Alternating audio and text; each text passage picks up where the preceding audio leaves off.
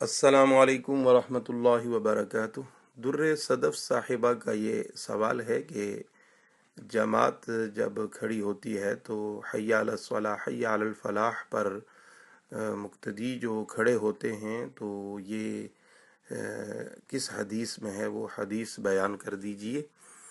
تو مسئلہ یہ ہے کہ جب جماعت کے لیے لوگ مسجد میں تشریف لائیں تو انہیں سنتیں اور نوافل پڑھ کر جماعت میں شامل ہونے کے لیے صفیں بنا کر بیٹھنا چاہیے، اور جب مکبر تکبیر کہنا شروع کر دے تو حی علی الصلاح حی علی الفلاح پر کھڑے ہونا شروع ہو جائیں، اور قد قامت الصلاۃ پر ان کی صفیں بالکل درست ہو جائیں، مکمل ہو جائیں، اور پھر اس کے بعد جماعت قائم ہو جائے۔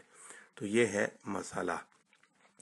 اب نبی پاک صلی اللہ تعالیٰ علیہ وآلہ وسلم کا اپنا جو فرمان اور آپ کا جو طریقہ مبارکہ تھا وہ یہ تھا کہ حضور نبی پاک صلی اللہ تعالیٰ علیہ وآلہ وسلم نے صحابہ کرام کو یہ حکم دے رکھا تھا کہ جب جماعت قائم ہو تو پھر تم اس وقت تک کھڑے نہ ہوا کرو جب تک مجھے تم دیکھ نہ لو۔ یہ حدیث بخاری، مسلم، ترمذی، بہت ساری کتابوں کے اندر موجود ہے۔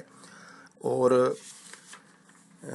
ام المؤمنین سیدہ ام حبیبہ رضی اللہ تعالی عنہا بیان فرماتی ہیں کہ فلما قال حی علی الصلاۃ نہد رسول اللہ صلی اللہ علیہ وآلہ وسلم الی الصلاۃ، کہ سرکار صلی اللہ تعالیٰ علیہ وسلم جب مؤذن مکبر حی علی الصلاۃ پر پہنچتا تو آپ پھر کھڑے ہوتے جماعت کی طرف۔